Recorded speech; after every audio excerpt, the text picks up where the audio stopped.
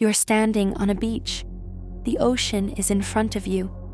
The sand stretches in both directions, thousands of kilometers of coastline, and behind you, the land rises into hills and forests and eventually mountain ranges. You can see in every direction the world as it is. Now imagine the tide coming in, a big tide. Not the ordinary kind, not the kind that covers the sand and retreats and covers it again.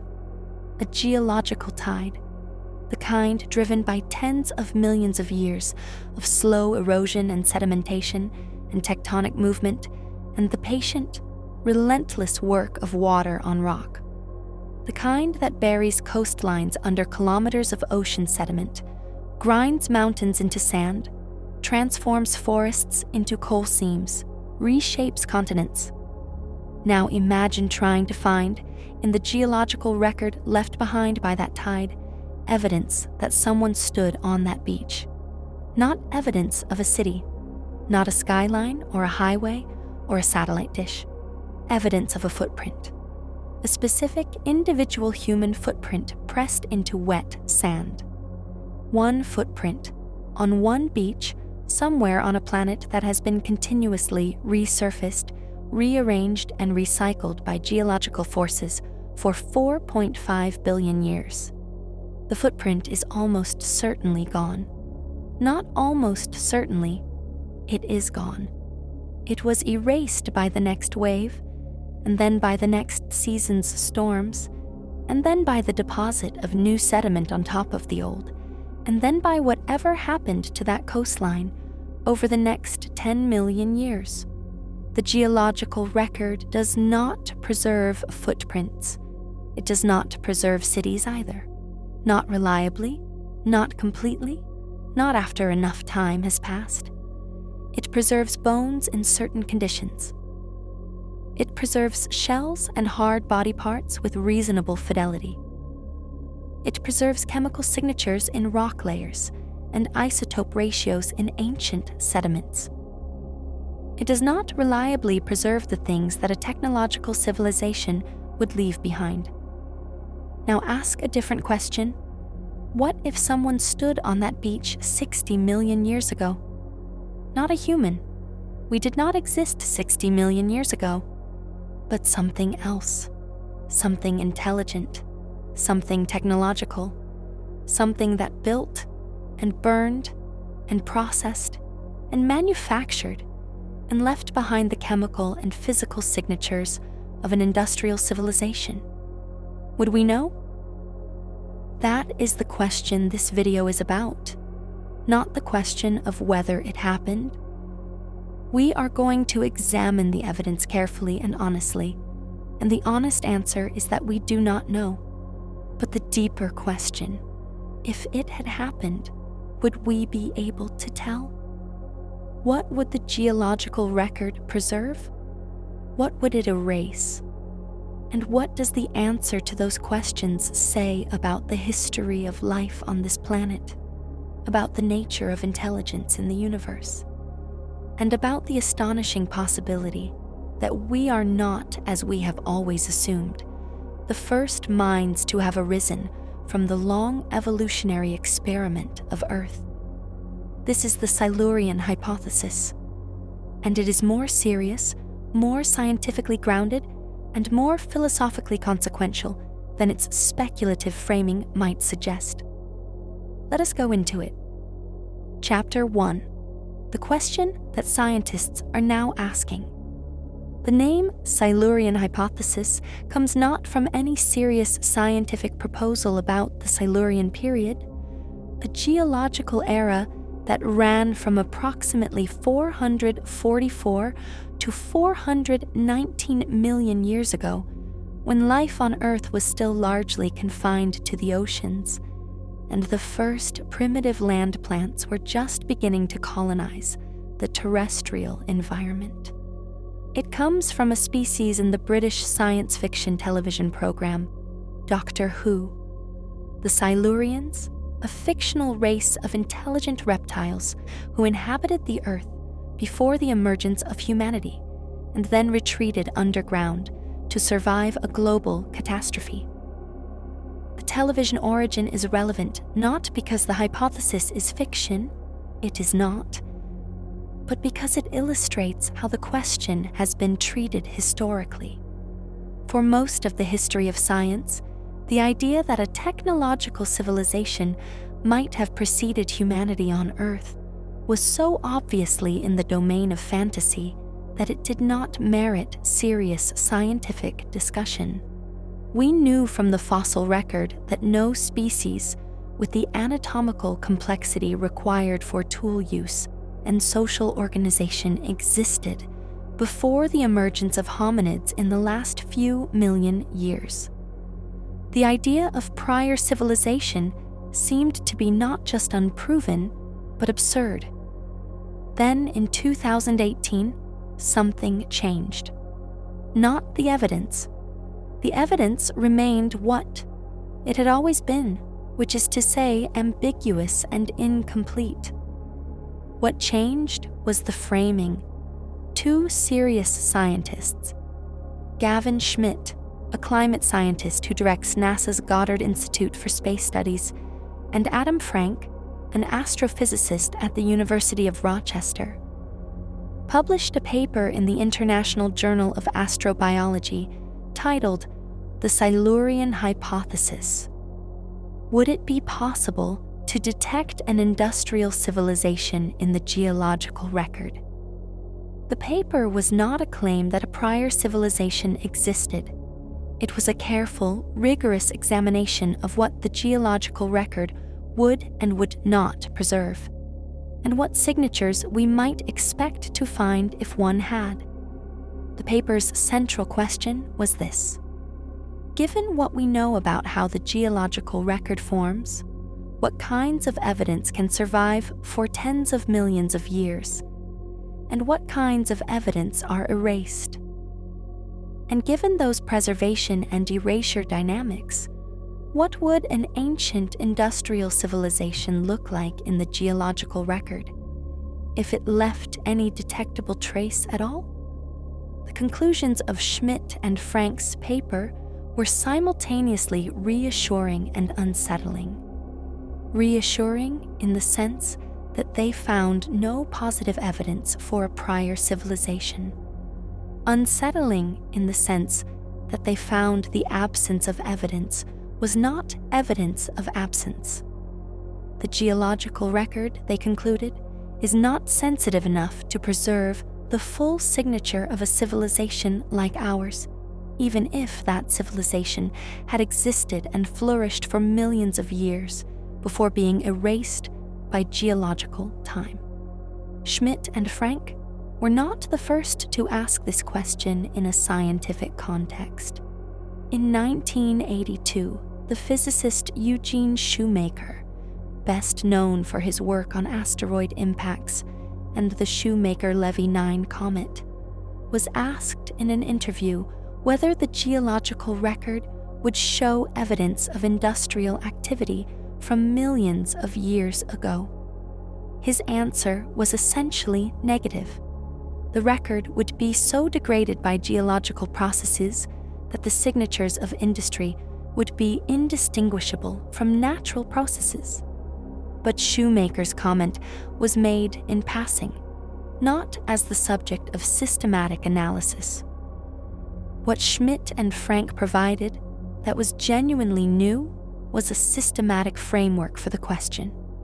They asked, what are the specific signatures of industrial civilization that might survive in deep geological time? They identified several categories: isotopic anomalies in carbon, nitrogen, and other elements, the presence of synthetic organic compounds and novel materials, anomalous concentrations of specific metals associated with industrial processes, changes in global surface temperature and atmospheric composition. They then asked whether any of these signatures could survive for tens to hundreds of millions of years in the geological record in a form distinguishable from natural processes. The answer in each case was complicated. Some signatures might survive, others would not. And some might survive, but be undetectable with current analytical techniques. The paper's conclusion was not a prior civilization existed, but something more challenging. We would have significant difficulty detecting one, even if it had. That conclusion, quietly devastating in its implications, is the foundation of everything this video is going to explore. Chapter 2: How the geological record works and what it destroys. To understand why the absence of evidence for a prior civilization is not evidence of its absence, you need to understand how the geological record is actually constructed.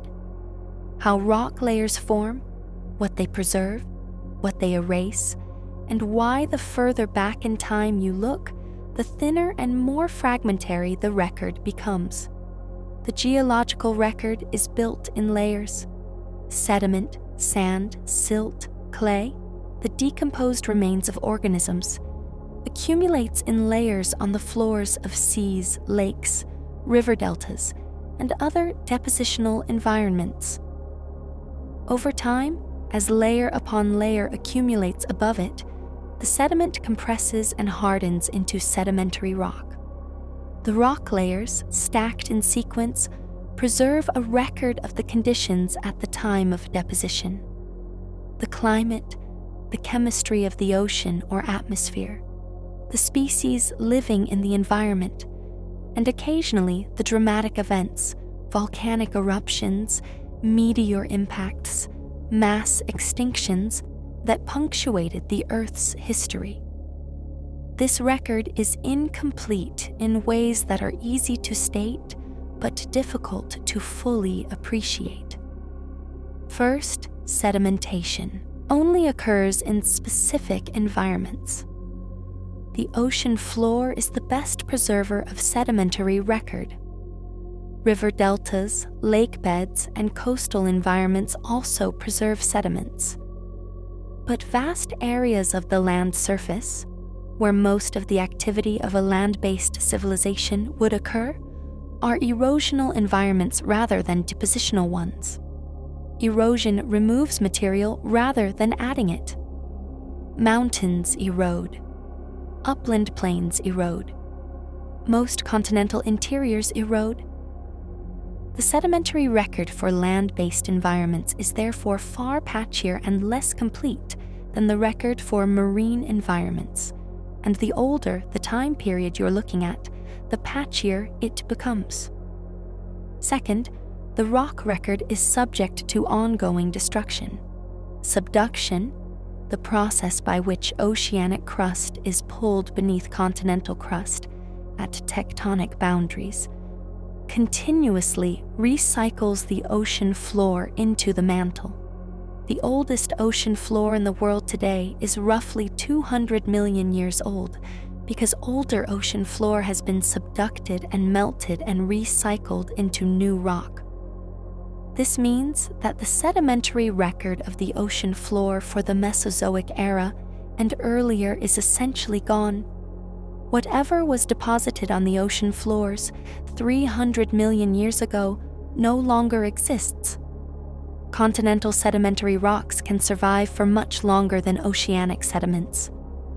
Some continental rocks are billions of years old, but continental rocks are also subject to erosion, metamorphism, transformation by heat and pressure, and uplift followed by re-erosion, all of which degrade and eventually destroy the original sedimentary record. The further back in time you look, the less of the original geological record remains. The Silurian period, 419 to 444 million years ago, is represented by a fragmentary collection of sedimentary rocks scattered across the world, enough to reconstruct the broad outlines of Silurian geography and ecology, but nowhere near a complete record. Third, and most relevant to the civilization question, the geological record systematically underrepresents certain types of material. Hard body parts, bones, shells, teeth, wood, can fossilize under the right conditions. Soft body parts, skin, muscle, internal organs, brain tissue, almost never do. Organic molecules, the complex carbon compounds of living organisms, survive only in very specific conditions and only in heavily degraded form. Synthetic materials, plastics, exotic alloys, semiconductors, would, in most geological environments, either break down into unrecognizable fragments or be chemically transformed into species indistinguishable from natural mineral forms. Consider what we would expect a geological record of the current human civilization to look like in 60 million years. Most of what we have built will be gone. The steel in our skyscrapers will have rusted and dissolved. The concrete in our highways will have crumbled and been incorporated into the sediment. The glass in our windows will have eventually weathered into quartz sand, indistinguishable from naturally derived quartz. Our plastics will have degraded into complex organic compounds, present in sedimentary layers, but potentially unrecognizable as synthetic rather than biogenic. Our cities, built on the surface of the land rather than on the ocean floor, will be in erosional environments rather than depositional ones. They will be eroded away rather than buried and preserved. What might survive? Possibly anomalous concentrations of heavy metals associated with industrial processes, lead, cadmium, mercury, rare earth elements, in sedimentary layers, anomalous isotope ratios in carbon and other elements reflecting the burning of fossil fuels and the production of nuclear materials, possibly trace amounts of highly stable synthetic compounds. In the most favorable circumstances, the thin layer of sediment being deposited right now, which contains all the chemical signatures of the Anthropocene, the geological epoch defined by human industrial activity, would be preserved as a distinctive chemical anomaly in the sedimentary record. But that layer, known to geologists as the Anthropocene layer, would be extraordinarily thin. The current rate of global sedimentation produces an annual layer of roughly a fraction of a millimeter to a few millimeters in most depositional environments. The entire span of human civilization, 10,000 years from the first agricultural settlements to today, would be compressed into a sediment layer perhaps a few centimeters thick. At deeper timescales, that layer would be further compressed by the weight of subsequent sediment, eventually becoming a thin film of rock. Its chemical signatures might be detectable by sensitive analytical methods if the rock happened to be in a preserved sedimentary sequence that survived without metamorphism or erosion over tens of millions of years. And if someone happened to look at it in exactly the right place with the right instruments. That is a lot of ifs. Schmidt and Frank calculated that the total geological record preserved from any given period in deep time represents a fraction of a percent of the material originally deposited. The further back in time, the smaller the fraction. A civilization that flourished 60 million years ago would be represented in the current geological record by an extraordinarily thin layer of chemical anomalies in a handful of preserved sedimentary sequences scattered across the planet, if it left any detectable signature at all. And here is the most important point. We would probably not look for it because we would not know to look. The geological record is interpreted against a background of known geological and biological processes. Anomalies that cannot be explained by known processes attract attention and investigation. Anomalies that can be plausibly attributed to natural processes, unusual volcanic activity, unusual ocean chemistry, unusual biological productivity, get attributed to those natural processes and move on. A thin layer of elevated heavy metal concentrations 60 million years ago would most likely be attributed to unusual volcanic activity or a hydrothermal event. A carbon isotope anomaly would most likely be attributed to a natural disruption of the carbon cycle. Nobody would say, "This looks like it could be the signature of an industrial civilization," unless they knew to ask. Schmidt and Frank asked, and in asking, they identified something that had been in the geological record for decades without anyone having asked the right question of it. Chapter 3: The PETM, a clue that has been waiting 56 million years. In the sedimentary record of the world's ocean floors and continental margins, there is a specific geological event that has been the subject of intense scientific scrutiny for the past 3 decades. It is called the Paleocene-Eocene thermal maximum, and it occurred approximately 55.8 million years ago. It lasted roughly 170,000 years, and it is marked in the geological record by a distinctive set of chemical signatures that represent one of the most dramatic climate disruptions in the last 66 million years. During the PETM, global average temperatures rose by approximately 5 to 8 degrees Celsius over a geologically short period, thousands to tens of thousands of years, very rapid by geological standards. Ocean temperatures rose dramatically. Vast extinctions occurred in the deep sea, where the temperature and acidification caused by the event killed off roughly 35 to 50% of all species of benthic foraminifera, tiny shelled marine organisms that are among the most useful proxies for ancient ocean conditions.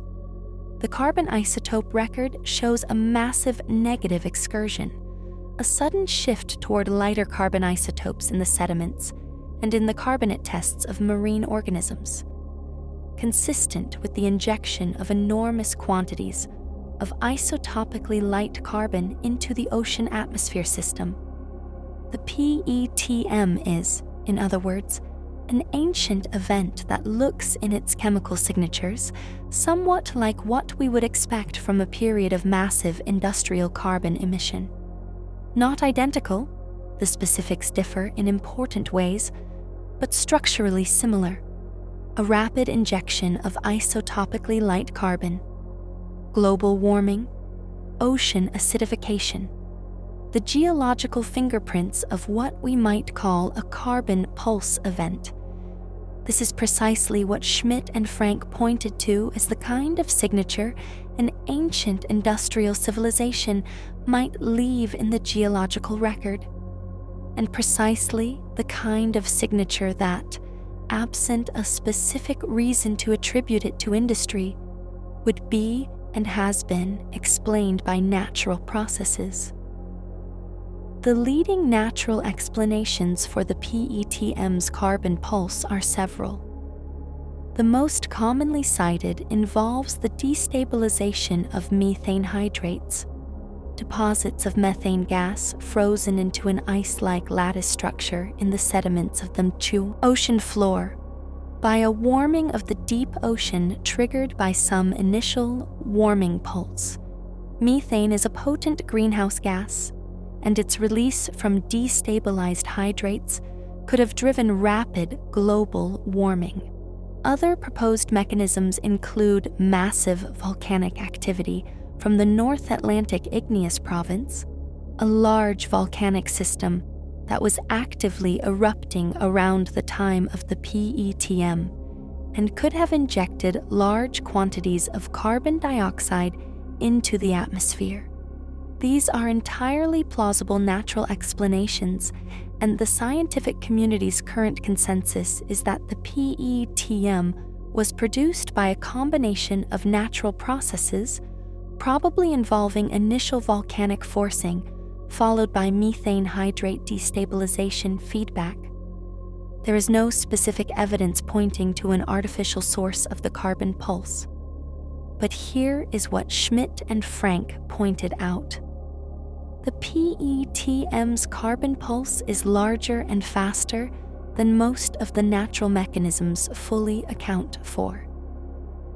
The amount of carbon that needs to have been released to produce the observed isotopic excursion and the observed warming is estimated at between 3,000 and 10,000 gigatons, comparable to some of the more extreme projections for total human fossil fuel combustion if it were to continue unchecked.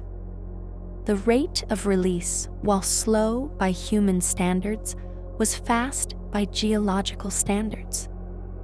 And the source of the isotopically light carbon, whether methane from hydrates, carbon dioxide from volcanoes, or something else entirely, is still debated. None of this is evidence that the PETM was caused by an industrial civilization. The natural explanations are plausible and fit most of the data. But the Schmidt-Frank paper makes a specific and important point. If an ancient industrial civilization had produced a carbon pulse comparable in magnitude and timescale to the PETM, the event would look, in the geological record, very similar to what the PETM actually looks like. The smoking gun would have been erased by time. The chemical signature would be present, but attributable to natural causes. The civilization itself, its cities, its technology, its biology, would be gone, replaced by a thin chemical horizon in the sedimentary record that would be assigned to natural processes. This does not mean the PETM was anthropogenic in any ancient sense. It almost certainly was not. But it demonstrates a crucial point about the limits of the geological record as a detector of ancient technological activity. The signatures are not unique. A civilization and a particularly energetic volcanic or geological event can leave similar chemical fingerprints. Without other corroborating evidence, physical artifacts, distinctive biological signatures, truly novel chemical compounds. The chemical record alone cannot distinguish between industrial activity and natural processes. There are at least 4 other carbon isotope excursions in the geological record of the last 300 million years that share some structural similarities with the PETM. Rapid carbon injections associated with warming events, ocean acidification, and biological disruptions. These events, the early Jurassic Torsian Ocean anoxic event, the late Triassic Carnian pluvial episode, the early Eocene climate optimum, and the Oligocene-Miocene transition, are all explained by natural processes in the current literature. None has been proposed as a potential civilization signature.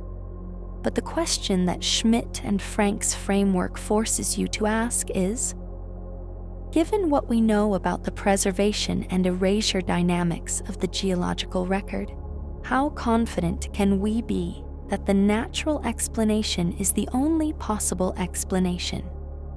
Not very is the honest answer. Not because the natural explanations are wrong, but because the geological record is not sensitive enough to rule out an industrial contribution at the margins, and because we have not been specifically designing our analyses to look for such a contribution. Chapter 4. What would actually survive? Let us be precise.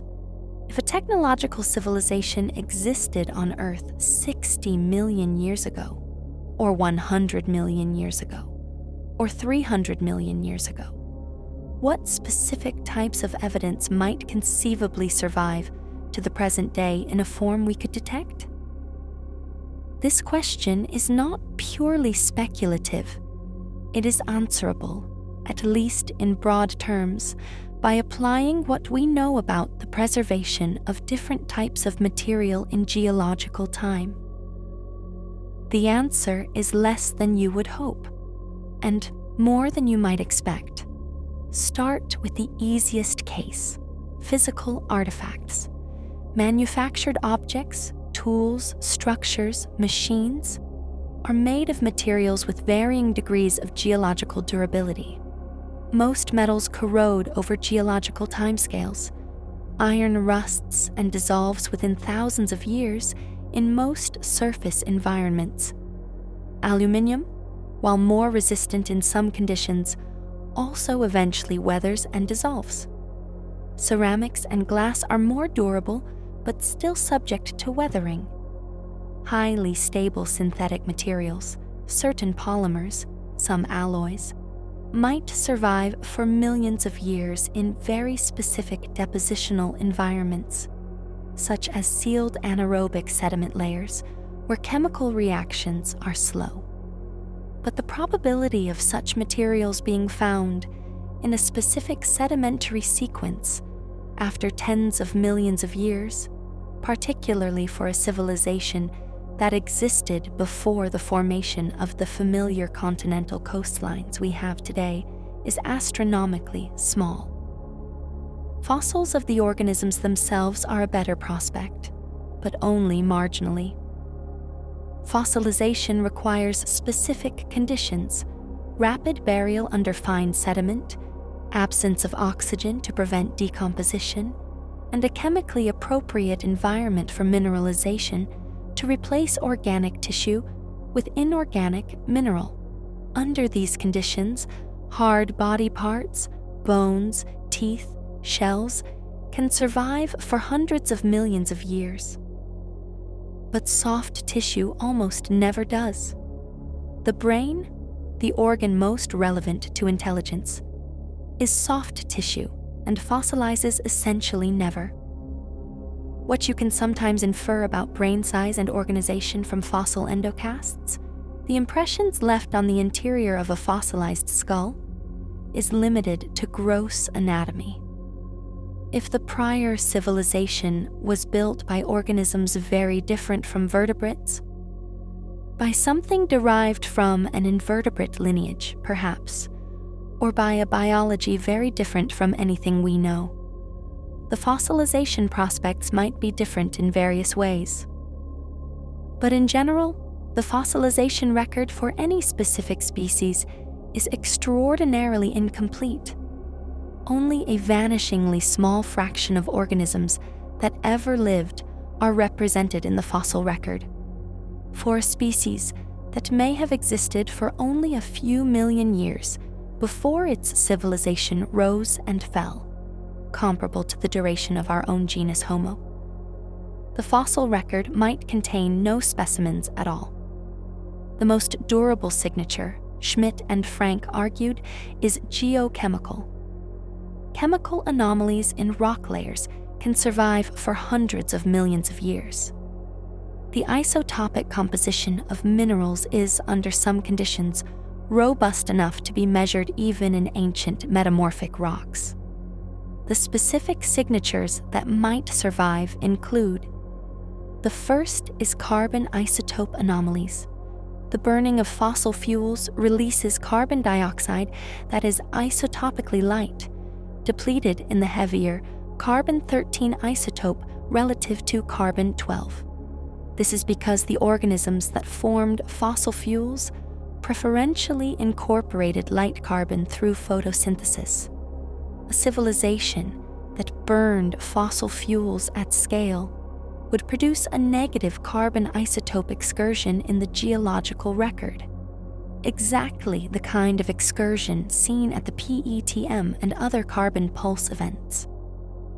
The problem, as noted above, is that similar excursions can be produced by natural processes. The second is nitrogen isotope anomalies. Modern industrial agriculture relies on the Haber-Bosch process to fix atmospheric nitrogen into reactive forms, ammonia and nitrates, that can be used as fertilizers. This process produces a characteristic isotopic signature in the nitrogen cycle that is different from biologically fixed nitrogen. If an ancient civilization had developed analogous nitrogen-fixing technology at scale, the signature might be detectable in ancient sediments. But nitrogen isotopes are less well preserved in the geological record than carbon isotopes. The third is heavy metal enrichment. Industrial activity, mining, smelting, manufacturing, concentrates heavy metals that are normally dispersed at low concentrations in the environment. Lead, cadmium, mercury, chromium, zinc, and others accumulate in industrial waste streams and eventually in sediments. Modern industrial heavy metal pollution is clearly detectable in the Anthropocene sedimentary record. In deep geological time, such enrichment might be detectable as an anomalous spike in metal concentrations in a sedimentary layer, distinguishable from volcanic enrichment by the specific combination and ratios of metals present. The fourth is novel molecular compounds. Some synthetic organic compounds, complex polymers, halogenated hydrocarbons, pharmaceuticals, are not produced by any natural biological process. Their presence in the geological record would be, in principle, unambiguous evidence of artificial synthesis. The problem is that most such compounds break down over thousands to millions of years into simpler molecular fragments that may be indistinguishable from natural organic compounds. The most chemically stable synthetic molecules, certain pure and polyfluoroalkyl substances, PFAS, sometimes called forever chemicals for their environmental persistence, might survive longer.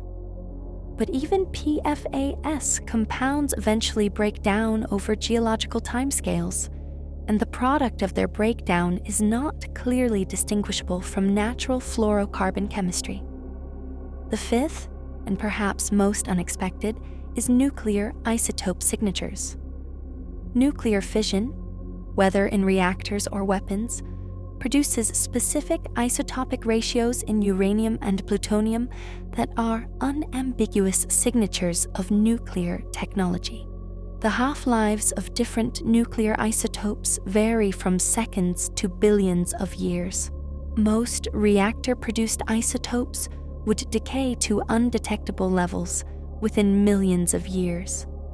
But some long-lived isotopes, iodine-129, with a half-life of 15.7 million years, plutonium-244, with a half-life of 80 million years, might, in principle, leave detectable signatures in the geological record for tens of millions of years after their production. Schmidt and Frank pointed to the nuclear signature as one of the most potentially distinguishing markers of advanced industrial activity. The specific isotopic ratios produced by nuclear fission are unlike anything produced by natural processes. If a civilization had developed nuclear technology and used it at scale, the long-lived isotopes produced might persist in the geological record long enough to be detectable. But here is the sobering qualification. Plutonium-244, the longest-lived fission product, has a half-life of 80 million years. After 80 million years, only half of the original amount remains. After 160 million years, 1/4. After 800 million years, the Cambrian period, when the first animals with hard body parts appeared, less than 1% of the original amount would remain. And detecting a small anomaly in plutonium 244 concentrations against the background of naturally occurring actinide chemistry in ancient sedimentary rocks would require extraordinarily sensitive analytical techniques applied to specifically targeted geological samples. The honest summary is this: the traces that an ancient industrial civilization would leave in the geological record are subtle, ambiguous, and difficult to distinguish from natural processes. Most of the physical record would be gone. The chemical signatures would be present, but interpretable as natural. The geochemical anomalies would require targeted searches with specific analytical frameworks to identify. In the absence of such targeted searches, which no one has conducted specifically for ancient industrial signatures, we cannot say with confidence that no such signatures exist in the geological record. We have simply not looked. Chapter 5: The Fermi Paradox, applied to our own planet. You are probably familiar with the Fermi paradox in its usual formulation.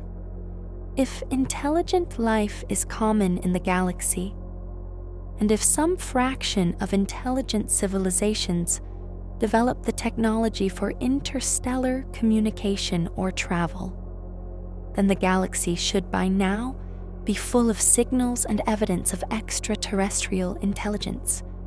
But we observe none. Where is everybody? The Silurian Hypothesis is, in a sense, the Fermi paradox applied to Earth itself.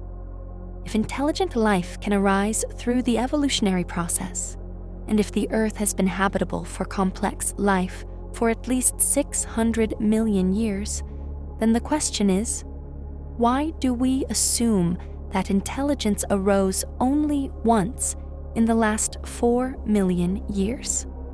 What prevents it from having arisen earlier?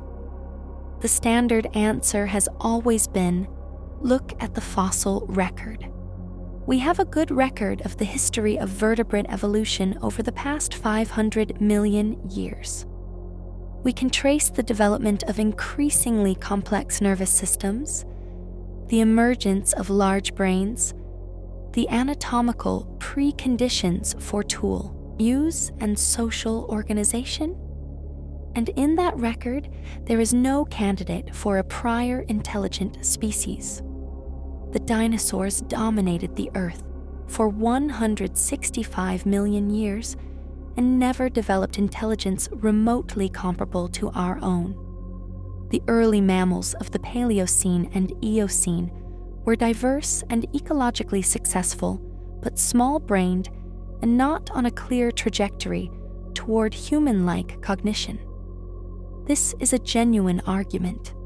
The fossil record does not contain any pre-human species with the anatomy required for advanced tool use and social organization at human or near-human cognitive levels. The human pattern, large brain relative to body size, precision grip, bipedalism freeing the hands, is not paralleled in any known extinct species. But the fossil record argument has two significant limitations that are worth examining carefully. The first is the incompleteness problem. The fossilization rate for any specific species is extremely low. Of all the vertebrate species that have ever lived, only a tiny fraction are represented in the fossil record. Most species lived and died without leaving a single preserved fossil. For a species that existed for a relatively short time, say a few million years, in environments not particularly favorable to fossilization, the probability of having left any fossil record at all is small. If there were a prior intelligent species that evolved to human-like cognitive sophistication over a period of, say, 3 to 5 million years, comparable to the duration of the hominid lineage, and that species then went extinct, the probability of its fossils being in the geological record is low. The probability of those fossils having been found by modern paleontologists, who have sampled a tiny fraction of the accessible fossil-bearing rock formations in the world, is lower still. The second limitation is more fundamental. It concerns what the fossil record can and cannot tell us about intelligence. The anatomical correlates of intelligence, large brain size relative to body size, complex brain organization, fine motor control, are partially preserved in the fossil record through skull morphology and endocasts. But they are not perfectly preserved, and they are not the only physical basis for intelligence. A different kind of intelligence, one built on a different biological architecture than ours, perhaps a distributed nervous system rather than a centralized brain, or a different kind of sensory interface with the environment, might not leave the anatomical markers we use to identify cognitive sophistication in the fossil record. We recognize intelligence in the fossil record primarily by looking for the physical features associated with human intelligence in vertebrates: brain size, hand anatomy, bipedalism. But this is, in an important sense, looking for intelligence in the light, rather than where it might actually be. If intelligence can arise through multiple evolutionary pathways and is not tied to a specific set of anatomical features, the fossil record is a much weaker constraint on the history of intelligence on Earth than we normally assume. The Fermi paradox applied to Earth is this: given the enormous span of deep time during which complex life has existed on this planet, and given the uncertainty about how likely intelligence is to arise given sufficient time and ecological complexity, why should we assume that intelligence has never previously appeared in the 500 million years of animal evolution that preceded the hominid lineage? The answer, honestly examined, is not because the fossil record shows no evidence of it. The fossil record is too incomplete and too limited in what it preserves to make that case convincingly. The answer is because we have no positive evidence that it did, which is a much weaker claim. Absence of evidence in a record as incomplete as the fossil and geological record of deep time is not evidence of absence. Chapter 6. The candidates. What could have been smart before us? If we entertain the possibility that intelligence arose on Earth before the emergence of hominids, what organisms are the most plausible candidates? Not for confirmed intelligence, but as the biological lineages that had, at various points in deep time, the most of the prerequisites for cognitive complexity? This is a genuinely interesting biological question, independent of the speculative civilization hypothesis. Understanding the evolutionary pathways that could in principle lead to intelligence, and identifying which lineages came closest to those pathways in the past, tells us something important about the nature of intelligence itself. How contingent it is, how many times it might have evolved, and why it is so rare. The most widely discussed candidates fall into three broad categories. The first category is the non-avian dinosaurs. Dinosaurs dominated the Earth for 165 million years, roughly 40 times longer than the entire span of hominid evolution. Among the many thousands of species in the dinosaurian lineage, there were forms with relatively large brains for their body size, good stereoscopic vision, grasping hands with opposable or semi-opposable digits, and bipedal posture freeing the forelimbs for manipulation. The troodontids in particular, a family of small, bipedal theropod dinosaurs that lived in the Cretaceous period, had the largest brain-to-body size ratio of any known non-avian dinosaur, comparable to some modern birds. The paleontologist Dale Russell, writing in the 1980s, famously asked what a troodontid dinosaur might have evolved into if the extinction event 66 million years ago had not occurred. He constructed a speculative morphology he called the dinosauroid, a humanoid-shaped creature derived from a hypothetical intelligent troodontid descendant, which was widely reproduced and widely criticized as overly anthropocentric in its projection of human anatomical features onto a non-human evolutionary trajectory. The specific morphology Russell proposed is almost certainly wrong, but the underlying question is not unreasonable. Given another 66 million years of evolution, could a troodontid lineage have achieved something like human-level intelligence? The honest answer is, we do not know. The troodontids had some of the anatomical prerequisites. They had large brains. They had binocular vision useful for depth perception and coordination of fine motor tasks. They had relatively dexterous forelimbs. Whether these features, given enough time, would have led to something like stone tool use, social language, and cumulative cultural transmission. The features most specifically associated with the kind of intelligence that leads to civilization is speculative.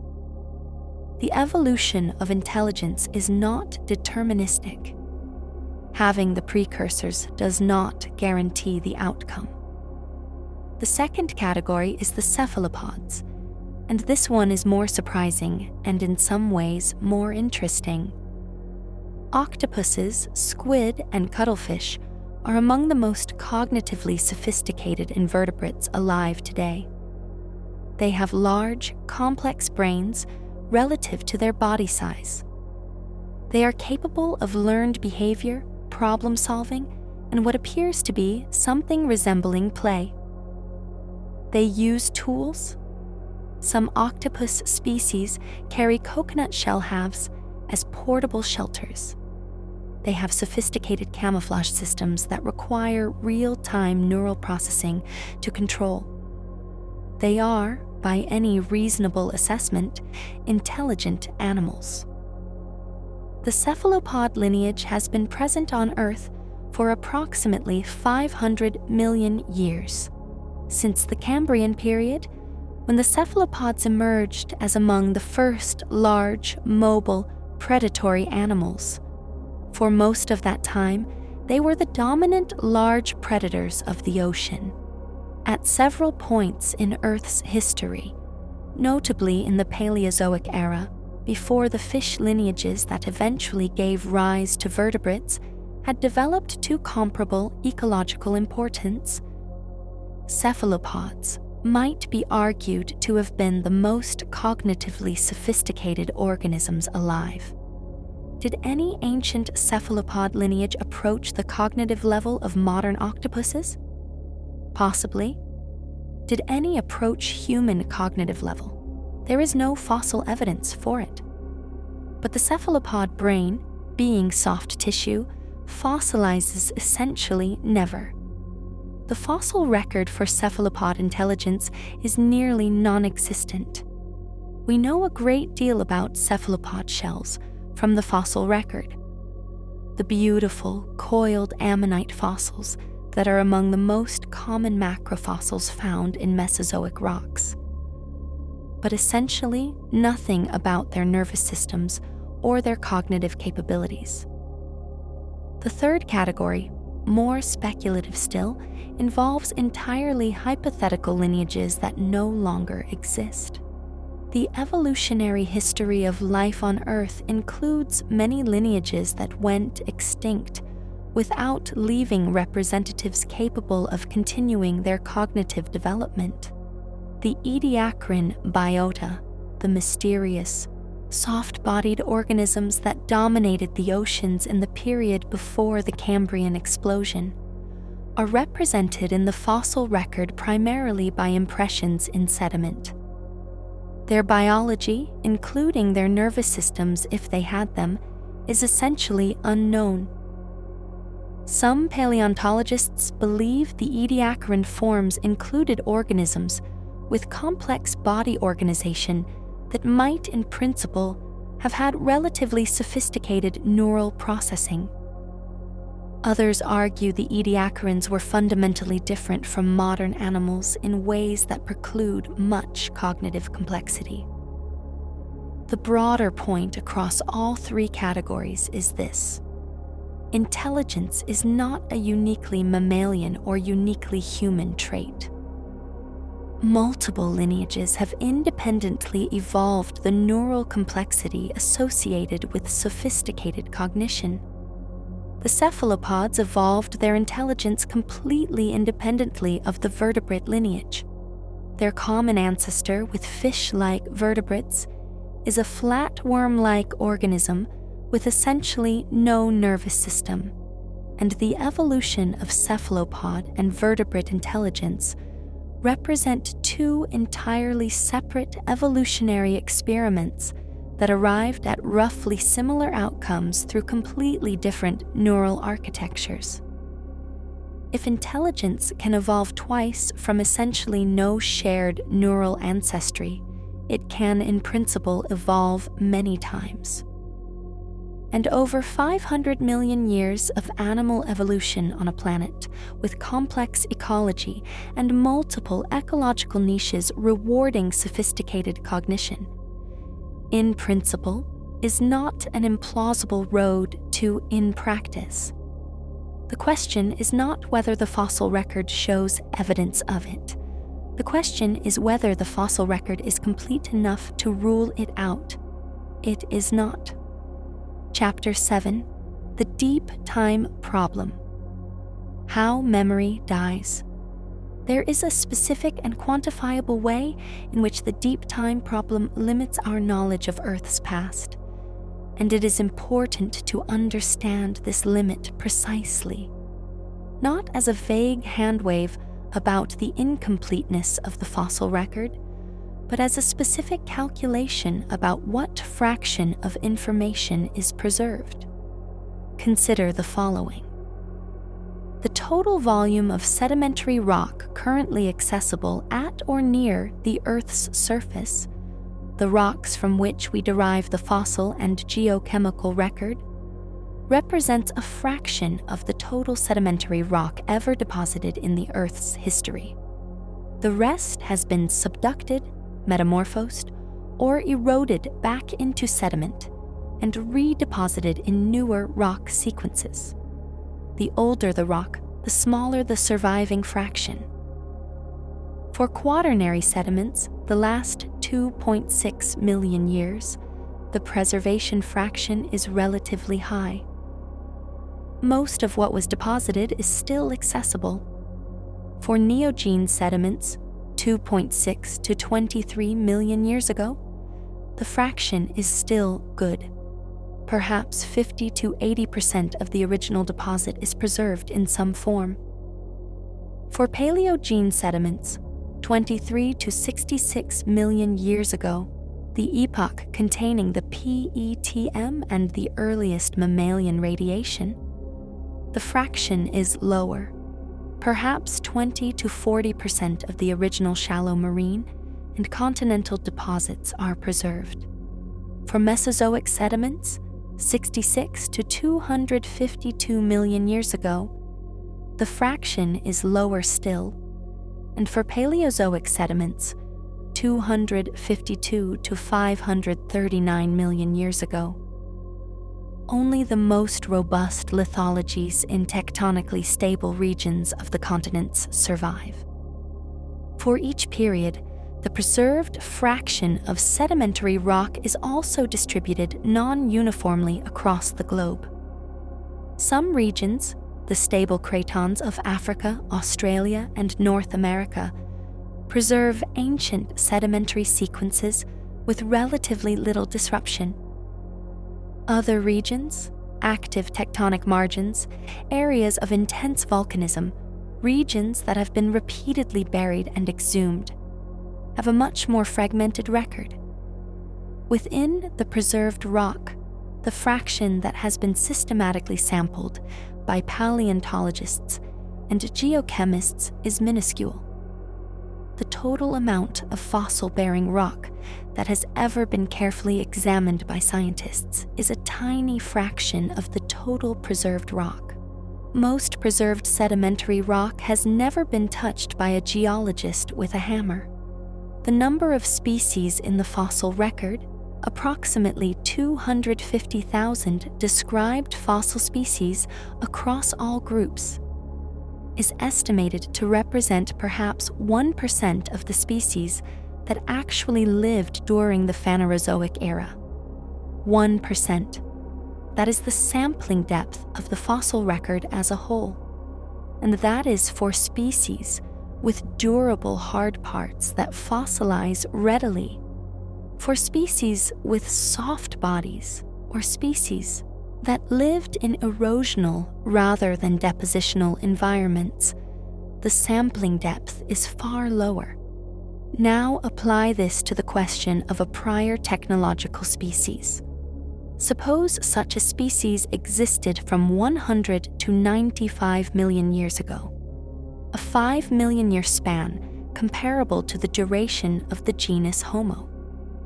Suppose it was a vertebrate with a skeletal system that could, in principle, fossilize.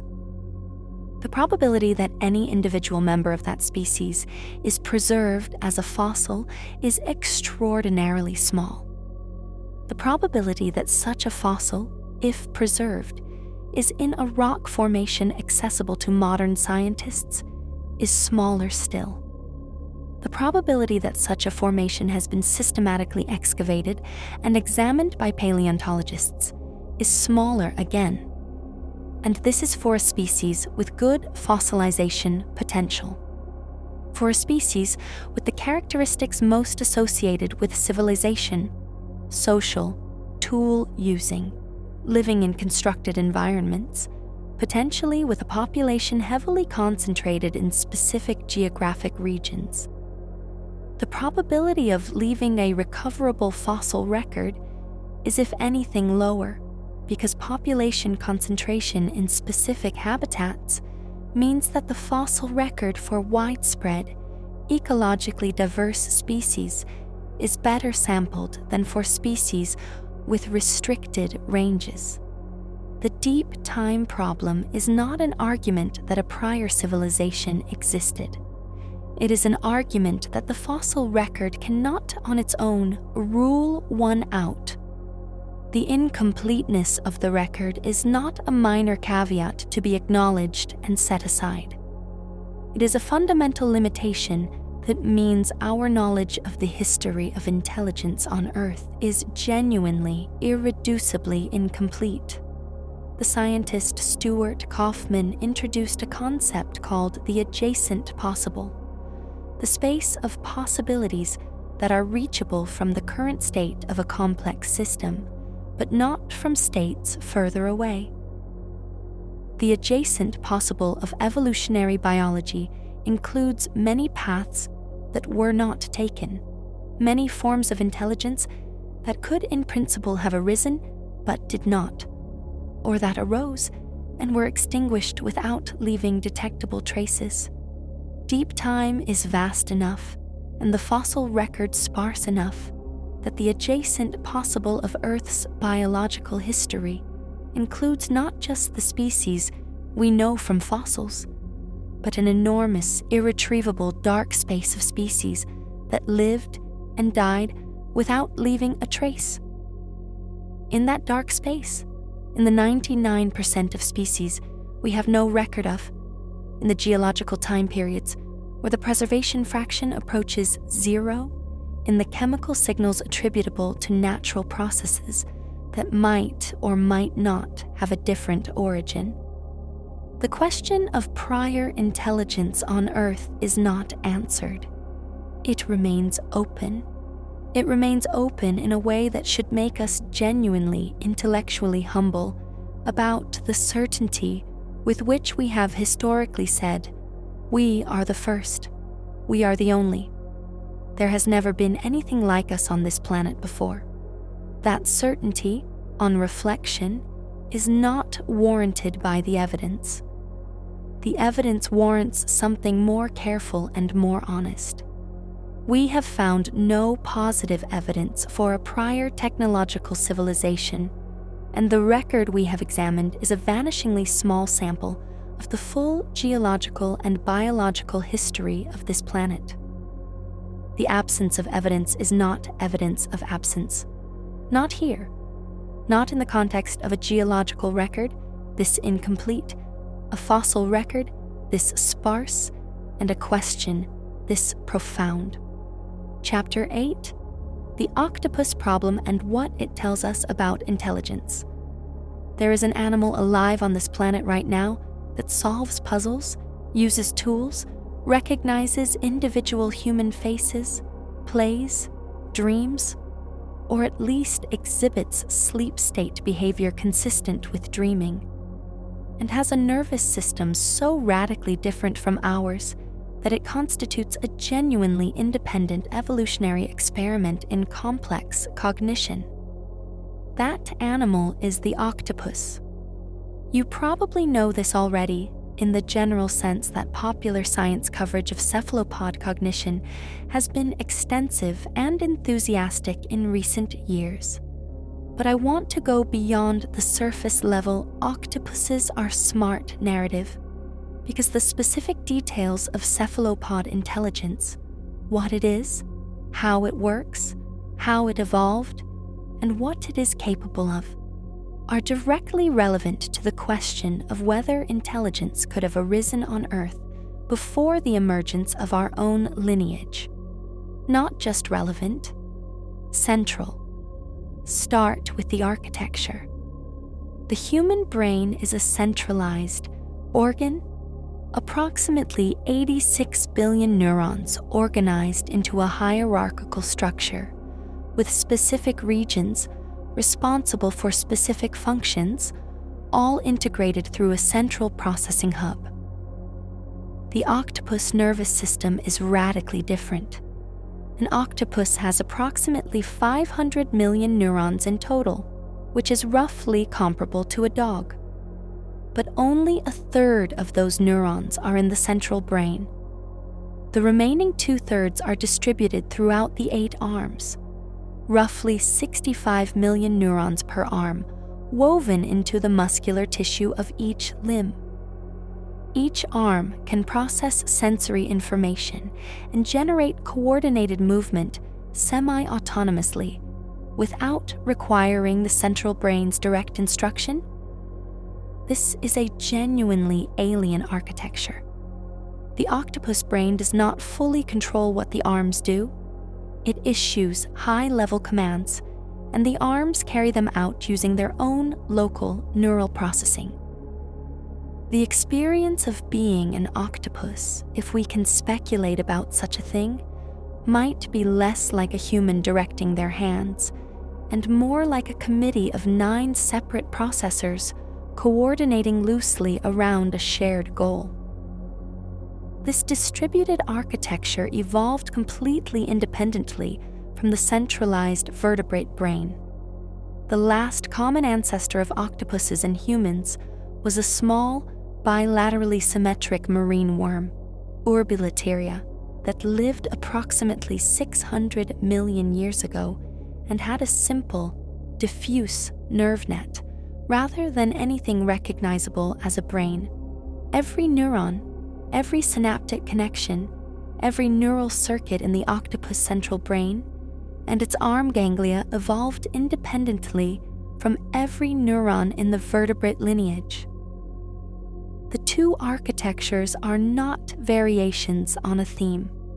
They are two entirely different solutions to the same challenge: processing sensory information from a complex environment and generating adaptive, flexible behavior in response.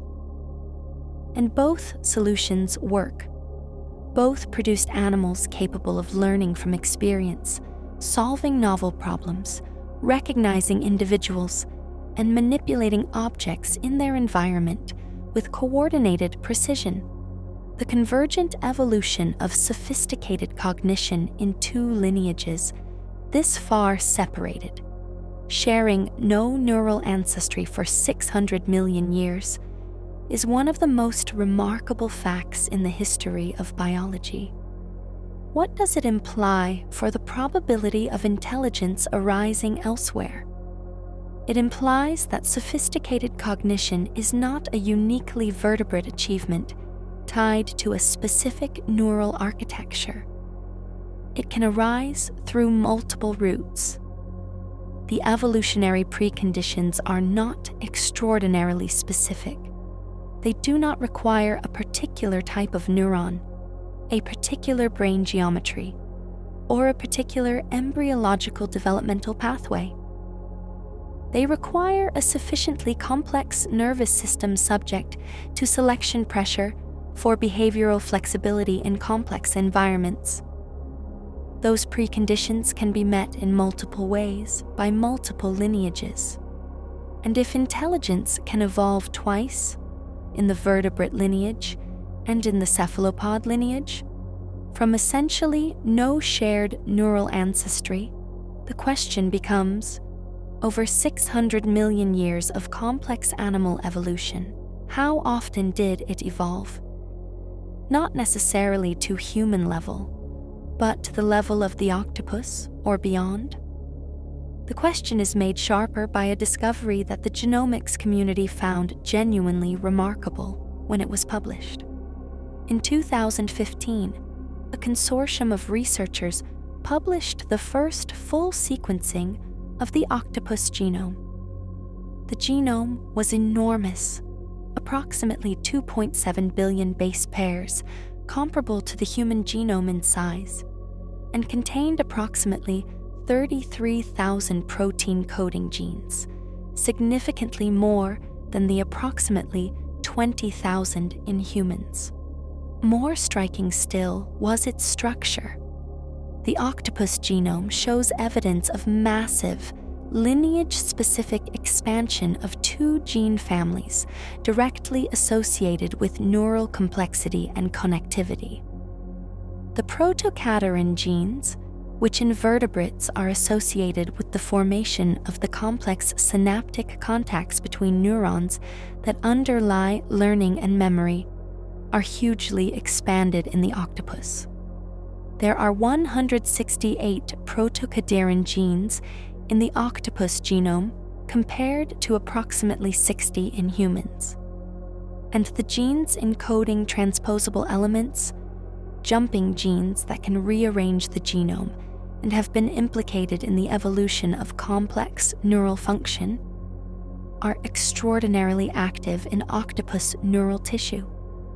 The researchers who published the genome used the word alien in their description, not totiftor hyperbolically, in the honest sense that the genomic architecture responsible for octopus intelligence is organized so differently from vertebrate intelligence that it suggests the two systems arrived at similar cognitive outcomes through completely different molecular and genetic mechanisms. The convergence is even deeper than it appeared. Not just convergent anatomy and behavior, but convergent genomics. Separate evolutionary innovations in neural complexity happening through different molecular tools, but toward similar cognitive outcomes.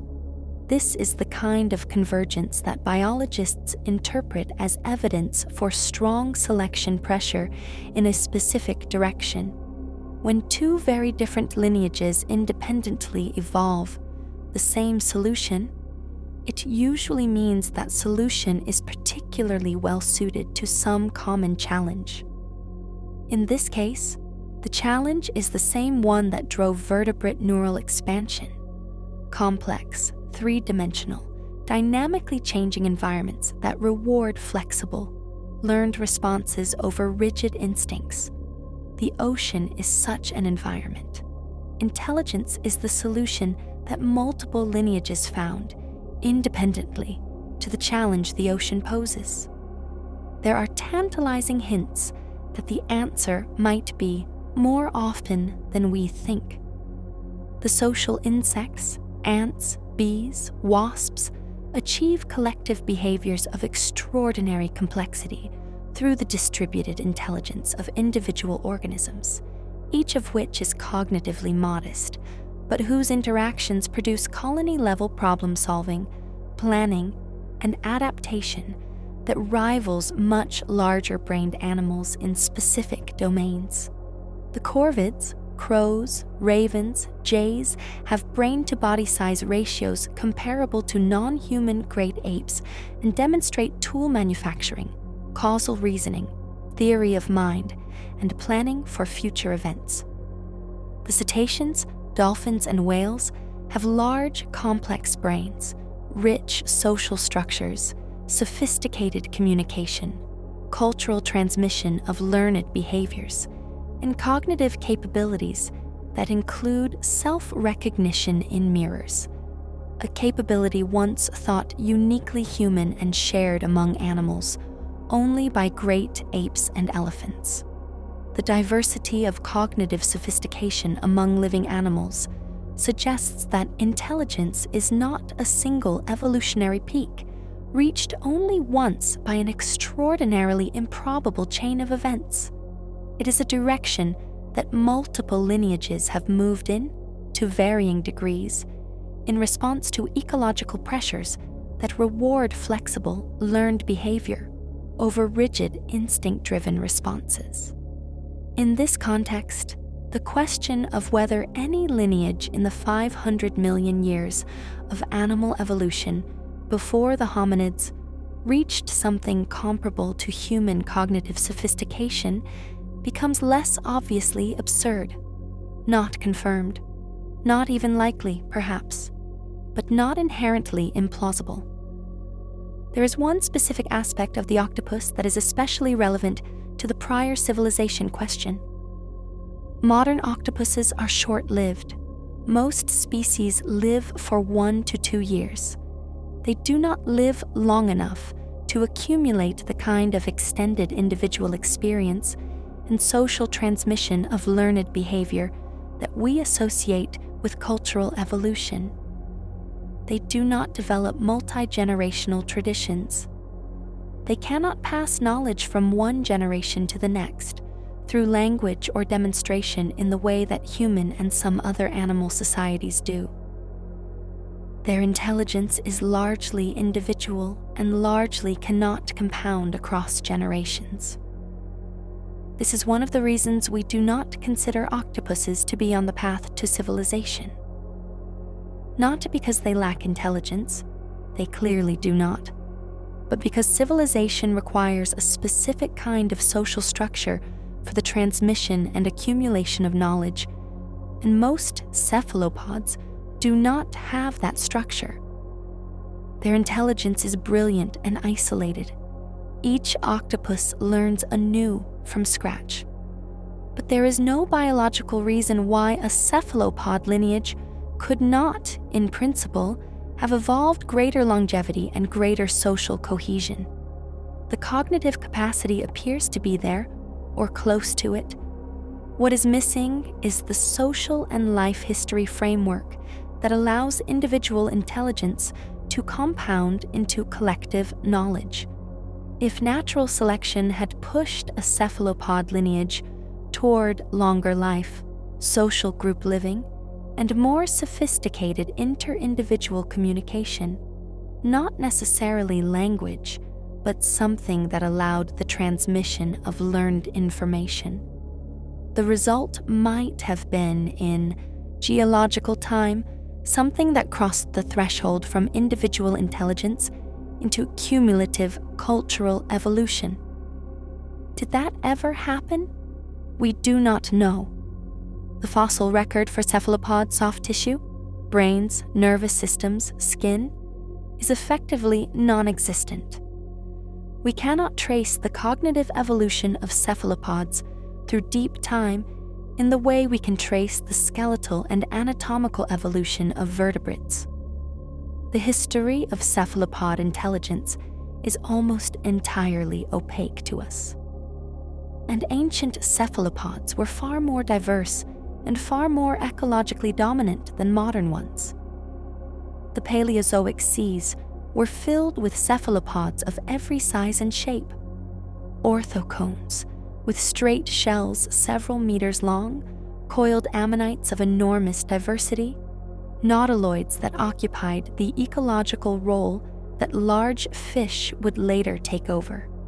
Many of these ancient forms are known only from their shells.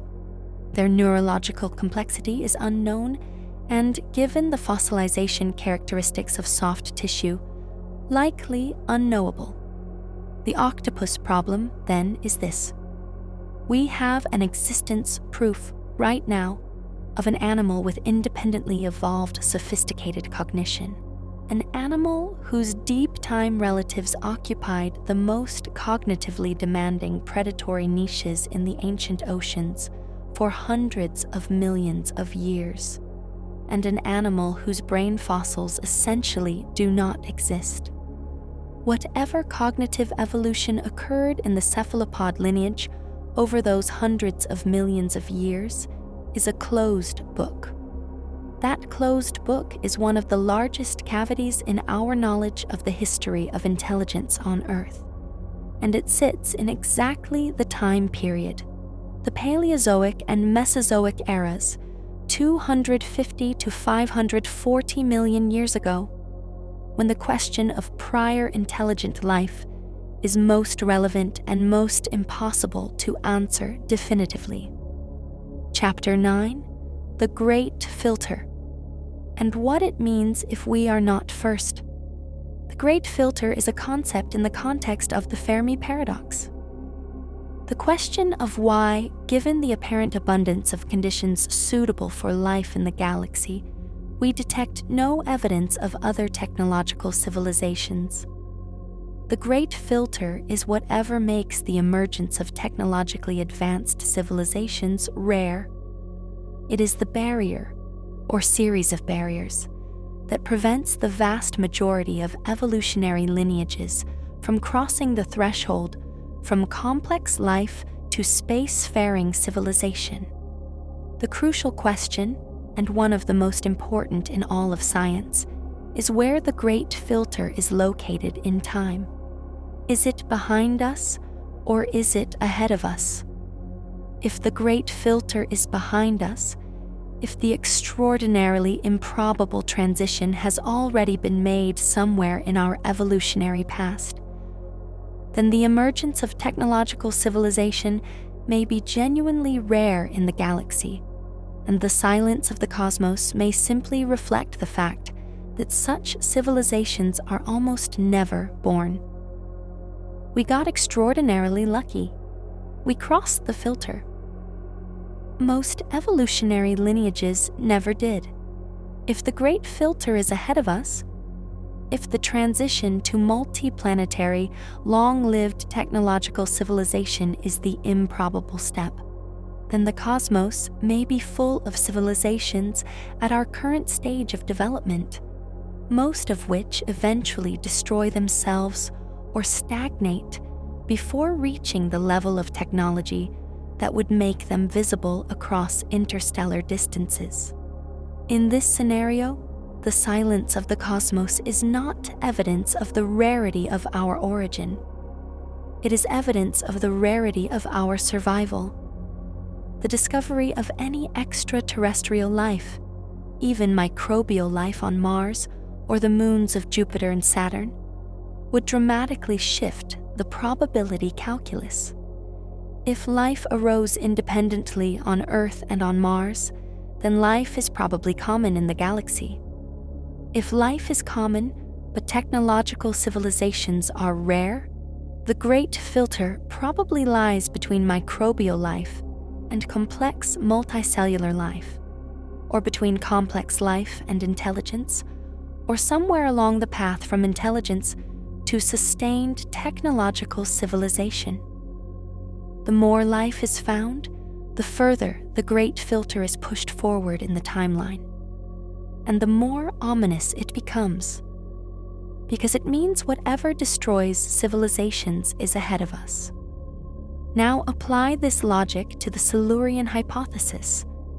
If a prior civilization existed on Earth, if the Great Filter includes not just the origin of intelligence, but the survival of intelligent civilizations, then the history of this planet itself becomes one of the most important data points in the calculation.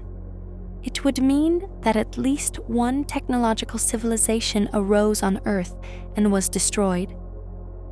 It would mean that the Great Filter that ended the prior civilization operated within the Earth's history.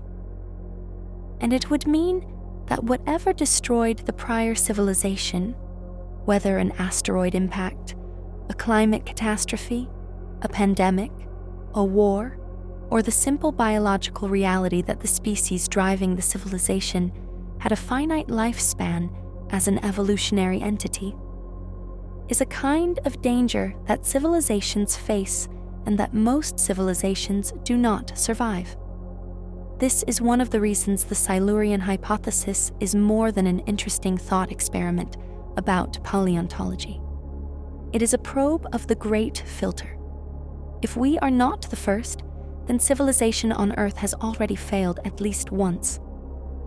The question of why, of what ended the prior civilization, is identical to the question of what we should most fear for our own future. The most immediately relevant version of this argument concerns the geological record's testimony about mass extinction. The history of complex life on Earth is punctuated by 5 major mass extinctions and dozens of lesser ones. These events, driven by asteroid impacts, volcanic eruptions, climate shifts, oceanic anoxia, and combinations thereof, repeatedly cleared the ecological stage and allowed new lineages to rise in the aftermath. The end Cretaceous extinction 66 million years ago, which killed the non-avian dinosaurs and approximately 75% of all species alive at the time, is the most famous.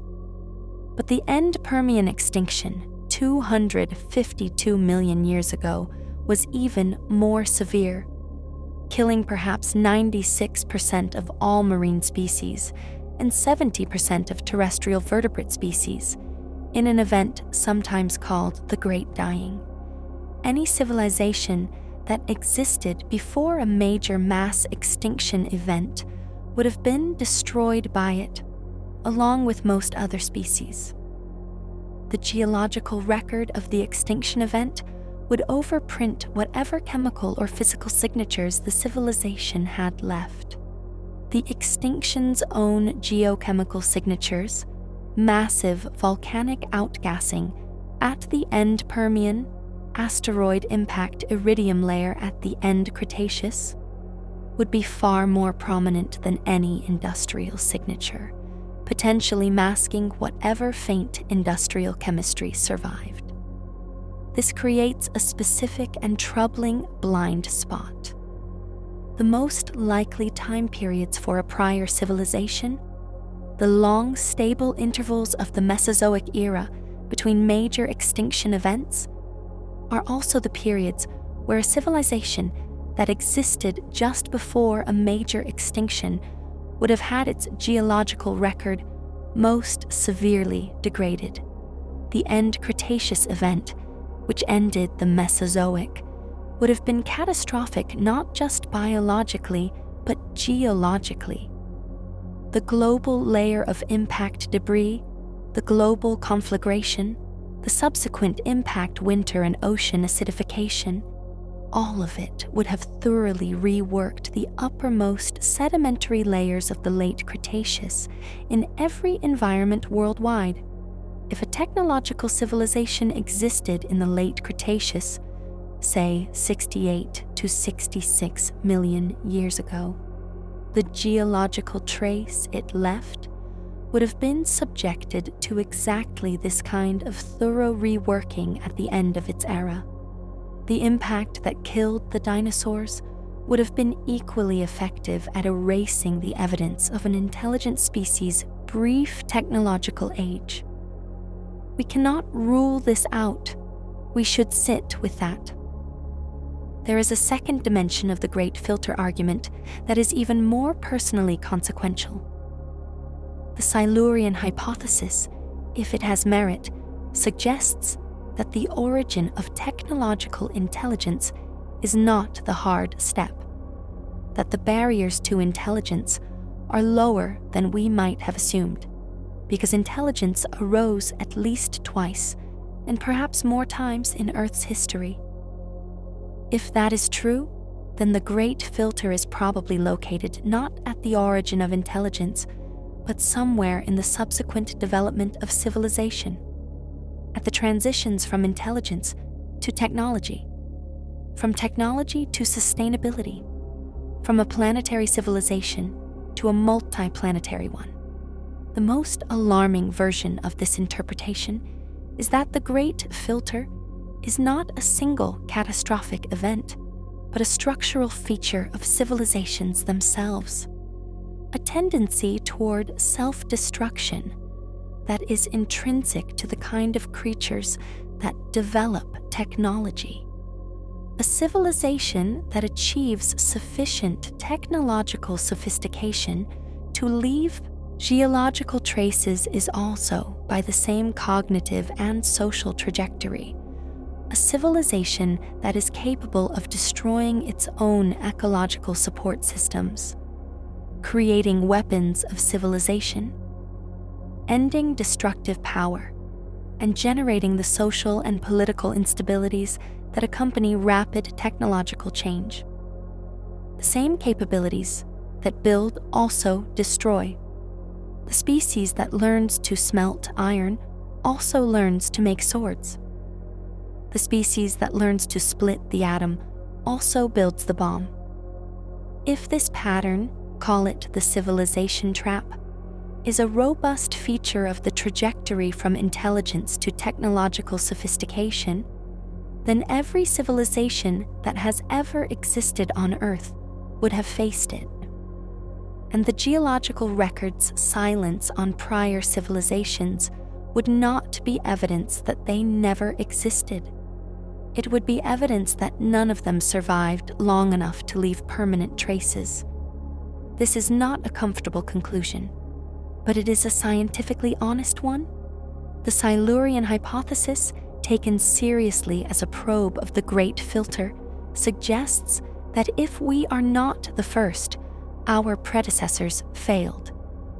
And understanding how they failed, if we could, would be one of the most urgent pieces of knowledge we could acquire, because whatever destroyed them is still out there, still operating, still available to destroy us.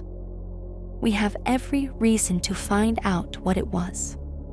There is a specific geological event that, examined through the lens of the great filter argument, is worth pausing on in detail. The end Permian extinction 252 million years ago, the Great Dying, is the most severe mass extinction in the history of complex animal life. It killed approximately 96% of all marine species and 70% of terrestrial vertebrate species. The cause is now attributed primarily to the eruption of the Siberian Traps, a vast volcanic province in what is now Russia, which released enough carbon dioxide, sulfur dioxide, and other toxic gases over several 100,000 years to acidify the oceans, raise global temperatures by 5 to 10 degrees Celsius, and reduce atmospheric oxygen to levels potentially lethal for large animals in many environments. The end Permian extinction reset the ecological clock. It eliminated the dominant ecological architectures of the Paleozoic era. The reef ecosystems, the trilobite-dominated seafloors, the diverse synapsid communities on land, and opened the ecological stage for the radiation of the lineages that would come to dominate the Mesozoic. the ancestors of the dinosaurs, the ancestors of the mammals, the ancestors of the modern reptiles. In the context of the Silurian hypothesis, the end Permian event is relevant in a specific way. If any cognitive lineage in the late Paleozoic, any organism that had, over the preceding hundreds of millions of years, developed something approaching complex intelligence, existed just before 252 million years ago, it was almost certainly obliterated by the end Permian extinction. Not just killed as a species, but erased from the geological record by the same massive volcanic and oceanic disruption that killed 96% of everything else. The geochemical signatures of any industrial activity in the late Paleozoic would be thoroughly overprinted by the enormous geochemical perturbations of the Siberian Traps eruption. The physical record of any late Paleozoic civilization, if one existed, would be buried under hundreds of meters of post-extinction marine sediment and volcanic rock in the regions where the Permian-Triassic boundary is best preserved. This is one of the most effective geological eraser events in Earth's history. If the Paleozoic was the era that produced a prior intelligence, and the Paleozoic seas, dominated by complex predatory cephalopods and by a diversity of vertebrate precursors, were the richest cognitive environment the planet had yet produced, then the Great Dying would have been the event that destroyed the evidence. We have every reason to find out what it was. Chapter 10: The evidence we should be looking for. Let us be practical. Given everything we have established about the incompleteness of the geological record, about the geochemical signatures that might survive, about the specific analytical techniques that could detect them, what should scientists actually be doing to search for evidence of prior intelligence on Earth? This is not a rhetorical question. There are specific, feasible programs of investigation that could, with sufficient resources and focus, substantially advance our understanding of this question. None of them has been conducted with this specific goal in mind. All of them would produce scientifically valuable results even if they found no evidence of prior intelligence, because they would tighten the constraints on what we can definitively rule out. The first and most important program is a systematic search for geochemical anomalies in deep-time sedimentary records. The approach would be straightforward. Take the chemical fingerprints of modern industrial activity, the specific isotopic ratios, the specific combinations of heavy metals, the specific molecular compounds, the specific nuclear isotope signatures, and search for their analogs in well-preserved sedimentary sequences spanning the last 500 million years.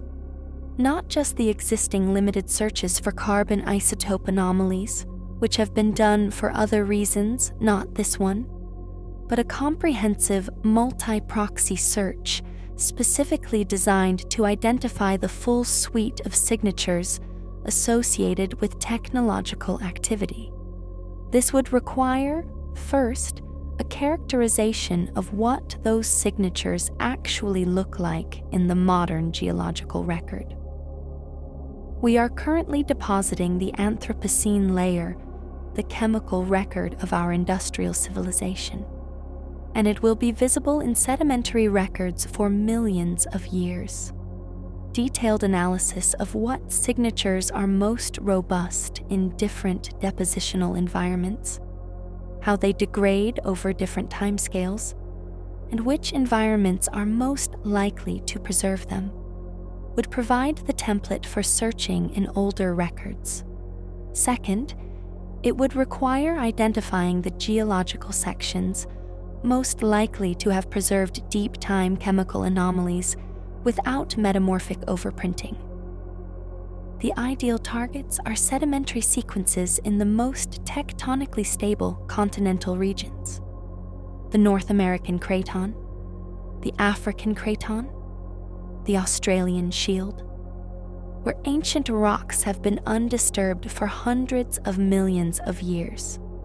Within those sequences, the specific layers most worth examining are those associated with known episodes of rapid biotic change or unusual geochemistry that might represent prior industrial events. The chemical techniques available for this search are genuinely powerful. High-precision mass spectrometry can measure isotope ratios at parts per trillion sensitivity. Multi-element trace metal analysis can characterize metal enrichment patterns at parts per billion levels in ancient sediments. Organic geochemistry can identify molecular biomarkers, complex organic compounds, diagnostic of specific biological or potentially synthetic sources, preserved in ancient rocks. These techniques are used routinely in other geochemical investigations. They have not been systematically applied to the question of prior technological activity. The second program involves targeted searches for anomalous nuclear isotope signatures. The long-lived fission products, plutonium-244, half-life 80 million years, and iodine-129, half-life 15.7 million years, are the most promising candidates. Both are produced in quantity by nuclear fission reactions and are not naturally produced in significant amounts by any other process. The detection of anomalous iodine-129 or plutonium-244 concentrations in specific sedimentary layers, particularly layers associated with other geochemical anomalies or biotic disruptions, would be a stronger indicator of prior technological activity than any of the other signatures, because no natural geological process produces these isotopes in significant quantities at the Earth's surface. The challenges are significant. The natural background of these isotopes, produced by cosmic ray spallation and incorporated into sediments from the global atmospheric fallout of naturally produced cosmogenic isotopes, is small but not zero. Distinguishing a small industrial enhancement above this background in ancient sediments requires extremely sensitive analytical techniques and very careful selection of sample materials. But the techniques exist. Ultra-low background mass spectrometry, accelerator mass spectrometry, and resonance ionization mass spectrometry are all capable, in principle, of measuring the relevant isotopic concentrations at the required sensitivity in appropriately prepared geological samples. This program has never been conducted with the specific goal of searching for evidence of prior technological activity. The detection of anomalous iodine-129 or plutonium-244 in a specific geological layer of the right age would be extraordinary, genuinely extraordinary, not in the casual sense in which that word is overused, but in the sense of being an observation that would require immediate independent verification and would, if confirmed, constitute the most significant discovery in the history of science. The third program is the most speculative, but potentially the most revealing.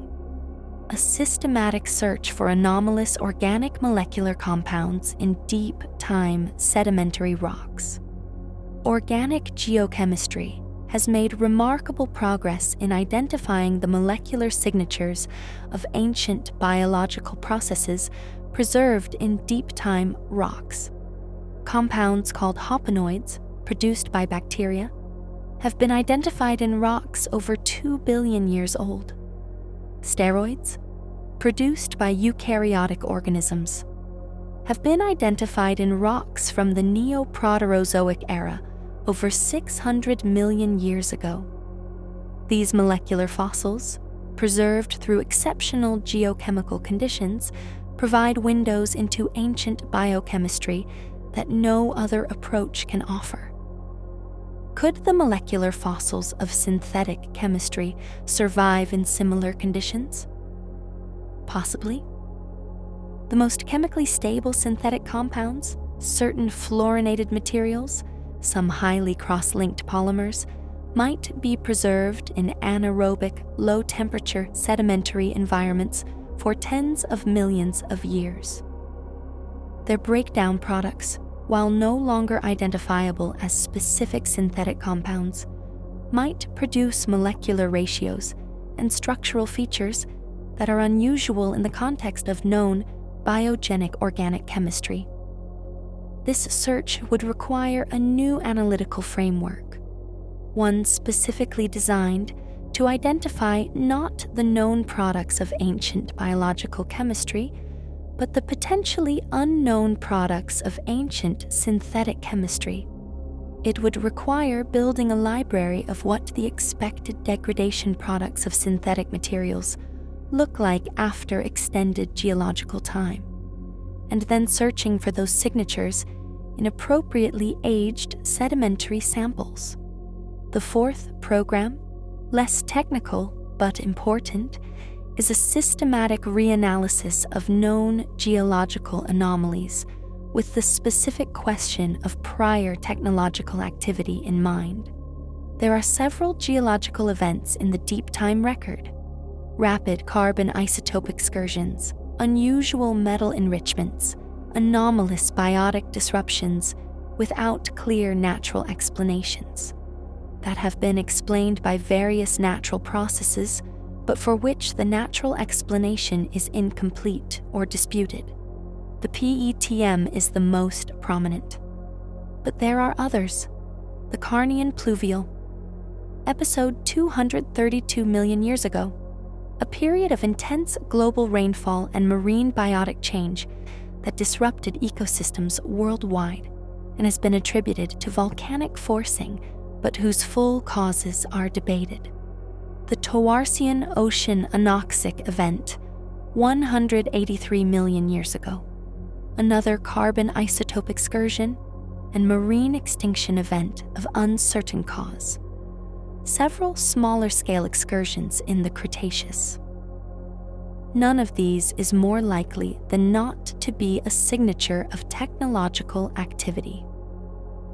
The natural explanations are generally plausible, but none of these events has been examined with the specific question: could any fraction of this signal be attributed to industrial processes? Asking that question, applying the industrial activity filter to known geological anomalies, would cost little and might produce insight. Even if the answer in every case is clearly no, the exercise of developing the analytical framework for asking the question would be valuable. There is one more type of search that is worth mentioning, and it is the most direct but also the most difficult. It is the search for physical artifacts of prior technological activity in the geological record. Most physical artifacts will not survive tens of millions of years, but some might. Certain synthetic materials have geological durability exceeding most metals and organics. Dense, highly refractory ceramics, materials analogous to some industrial refractory compounds, can survive geological time in specific depositional environments. Fused silica glass is essentially immune to geological dissolution under near-surface conditions. Some alloys, particularly noble metal alloys, and certain exotic compositions, have corrosion resistances that might preserve them for tens of millions of years in specific geological environments. The search for anomalous physical objects in geological formations objects whose composition, structure, or morphology cannot be explained by natural mineralization processes, is not, strictly speaking, absent from the geological literature. There is a long tradition in the fringe literature of claims about out-of-place artifacts. Manufactured objects supposedly found in geological contexts, too old for them to have been produced by known civilizations. Virtually all of these claims, when examined carefully, turn out to involve misidentification of natural geological formations, misdating of the surrounding rock, or outright fraud. The scientific literature contains no credible case of a genuine manufactured artifact found in deep geological context. But the absence of confirmed cases does not mean a systematic search has been conducted. The examination of unusual concretions, nodules, and inclusions in deep geological strata for evidence of artificial composition has not been done systematically with modern analytical techniques and a specifically open-minded approach to what an ancient artificial material might look like. Such a search would require geologists to examine unusual rock formations with the specific question in mind, using microanalytical techniques, scanning electron microscopy, electron probe microanalysis, laser ablation mass spectrometry, to characterize the composition and structure of anomalous features at the microscale. This is not proposed as a likely path to discovery. The geological recycling of surface materials over millions of years makes the survival of specific physical artifacts extremely unlikely. But it is proposed as a feasible scientific program that could be designed to either find something surprising or to place meaningful upper limits on the survival of artificial materials in the geological record of the relevant time periods. Both outcomes would be scientifically valuable. The broader point across all four programs is this: the question, did a prior technological civilization exist on Earth, has never been the subject of a properly designed scientific search. It has been dismissed as obviously outside the scope of serious science, attributed to fringe speculation, and ignored in the design of research programs that would be directly relevant to it. The result is that we have no systematic data bearing specifically on this question. Only the incidental data from programs designed for other purposes.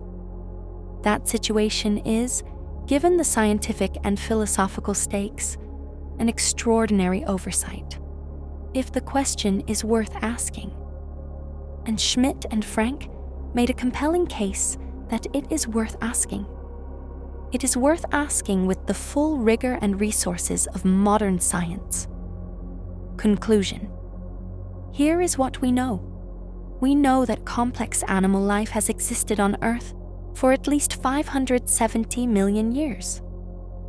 We know that the evolution of sophisticated cognition has occurred independently at least twice in that time, in lineages so far separated that they share no neural ancestry. We know that the geological record of that 570 million year span preserves, at best, a fraction of a percent of the original material deposited in any given period, and that this fraction decreases as you look further back in time. We know that the geochemical signatures of a technological civilization, carbon isotope anomalies, metal enrichments, nuclear isotope signatures, would be subtle, ambiguous, and potentially indistinguishable from natural processes in a geological record 60 million years old. We know that the first serious scientific analysis of whether we could detect a prior civilization, published in 2018 by Schmidt and Frank, concluded that the answer is with great difficulty, if at all. And we know that we have never systematically looked. That last fact is, when you sit with it properly, remarkable. We have spent billions of dollars and decades of scientific effort searching for signs of life on Mars, on the moons of Jupiter and Saturn, in the chemical signatures of exoplanet atmospheres hundreds of light years away. We have pointed our most sensitive instruments at the most distant reaches of the observable universe, looking for patterns that might indicate artificial origin. We have taken seriously, very seriously, with real resources and real scientific rigor, the possibility that intelligence exists somewhere else in the cosmos, and we have never designed a systematic search for evidence of intelligence somewhere else in time, on this planet, in the geological record that lies beneath our feet and in the rock outcrops that we walk past every day. The reason for this oversight is not stupidity or negligence. It is a combination of historical assumption and disciplinary boundary. The historical assumption that we are the first intelligent species on Earth is so deeply embedded in our cultural and scientific self-image that it rarely gets examined. The disciplinary boundaries between paleontology, geochemistry, astrobiology, and the philosophy of science have ensured that the relevant expertise to ask the question properly has rarely been assembled in the same room. Schmidt and Frank's 2018 paper was an early step toward changing that. The paper did not answer the question. It established the framework for asking it properly, identified what kind of evidence would be most informative, and concluded honestly that the current state of evidence is insufficient to rule out the hypothesis. That is a scientific conclusion, carefully argued, from credible scientists at credible institutions. It deserves to be taken seriously. What would it mean if the answer were yes? Not for the specific mechanism. We might never know exactly how or when or what species was responsible, given the limits of the geological record, but for our understanding of ourselves, and for our understanding of the universe we are embedded in. It would mean that the emergence of technological intelligence from biological evolution is not a one-time miracle requiring an improbable sequence of billions of specific contingencies. It would mean that given enough time and a complex enough ecology, minds arise. Not always, perhaps rarely, but multiple times on a single planet over geological time. The implication for the broader cosmos, for the billions of other planets circling the billions of other stars, in the billions of other galaxies observable from this position, is breathtaking. If intelligence arose twice on Earth, and if Earth is not a uniquely privileged environment in the cosmos, then the galaxy almost certainly contains minds that we have never detected and may never detect. The silence of the cosmos becomes, in this reading, not evidence for the rarity of minds, but evidence for their isolation, separated by the light-year gulfs of interstellar distance, unable to communicate across the timescales their civilizations actually operate on. And it would mean something specific about the relationship between intelligence and time. If civilizations rise and fall on timescales of millions of years, then the civilization currently running on Earth is young, astonishingly young. We have had writing for 5,000 years. We have had industrial technology for 200. We have had nuclear weapons for 80. The time scale on which we can assess our own trajectory The data available to us about what happens to technological civilizations is vanishingly short compared to the timescale on which the geological record writes its verdict. A prior civilization that rose and fell 66 million years ago and left a faint chemical trace would have been far older than us when it ended. Or far younger, we cannot know. But the possibility that it existed at all is the possibility that the experiment of intelligence on Earth has run before, and the record of its outcome is being held in the rock layers beneath our feet, waiting for us to develop the analytical tools and the intellectual courage to read it. What would it mean if the answer were yes? Not for the specific mechanism. We might never know exactly how or when or what species was responsible, given the limits of the geological record, but for our understanding of ourselves. If we are not the first technological species to arise on this planet, then civilization is not a singular miracle. It is a repeating possibility, something that the evolutionary process generates when the conditions are right, and that has appeared on this planet at least twice. That would be, simultaneously, encouraging and terrifying. Encouraging because it confirms that the emergence of intelligence is not vanishingly improbable. Terrifying because if the prior civilization was destroyed, and it was by whatever mechanism, then the pattern of civilizations arising and being destroyed is not a theoretical concern or a distant astronomical abstraction. It is a pattern with at least one Earth-based data point. The prior civilization did not survive. We know that not because we have found its ruins, but because it is not here. If it had survived, it would have left traces that are completely unmissable. A biological footprint, a technological footprint, a planetary scale alteration of the Earth's surface and atmosphere that would be unambiguous in the geological record.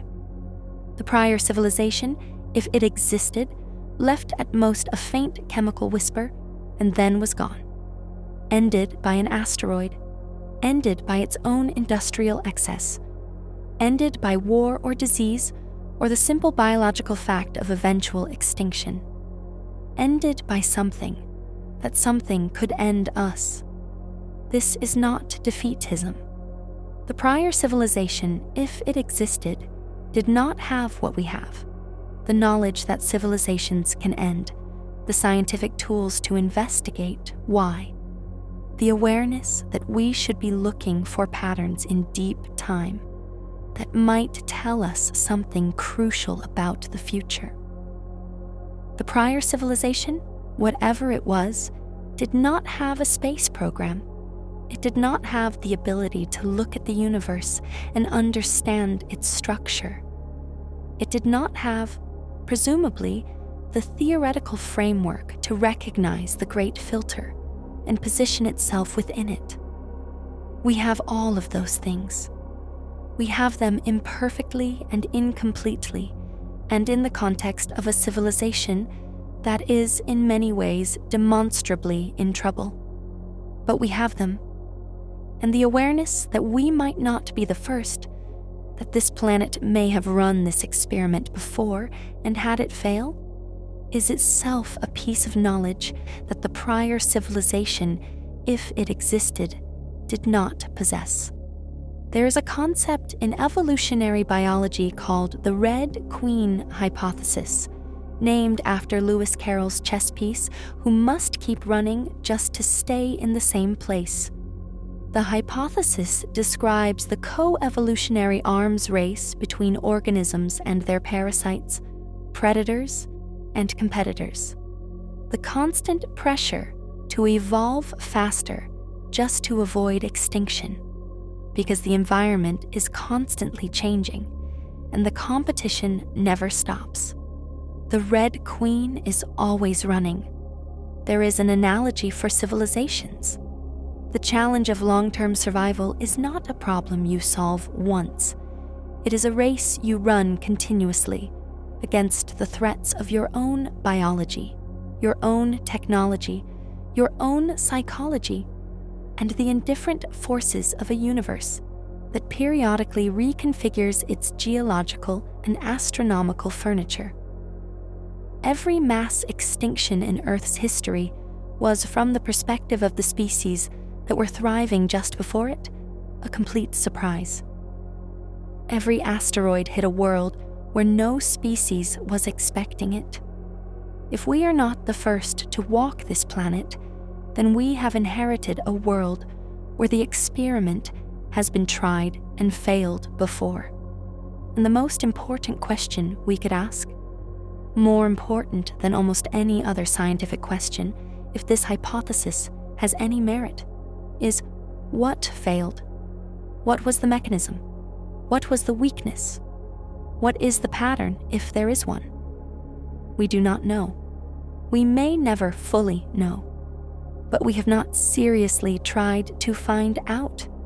We have not designed the programs, targeted the geological sections, applied the analytical techniques, or asked the geological record the specific question with which we should be interrogating it. The geological record does not speak unless you ask it the right question. We have not asked. I think it is time we did.